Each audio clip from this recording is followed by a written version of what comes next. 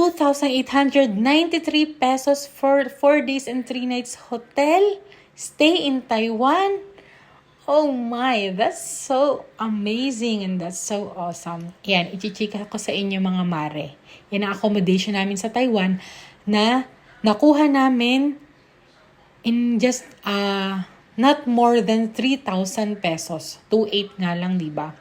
So, kung plan nyo mag-Taiwan at pupunta na kayo this year, like hanggang next month, may promo pa si Klook. Magagamit nyo ang 5,000 Taiwan dollar off or discount to avail this. And napili namin ang Hotel Papa Whale. So, ang sobra or ang remaining balance, I paid it through my credit card.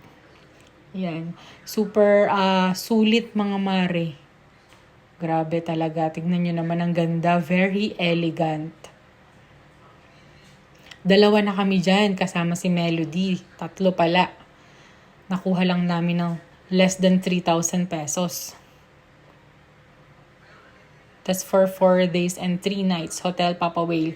Sa Ximending siya. Walking distance lang ang lahat. Very accessible. Nakakapunta kami halos gabi-gabi sa night market. Yan mga mare. PM me lang kung gusto nyong pa-assist sa Taiwan. Happy travel!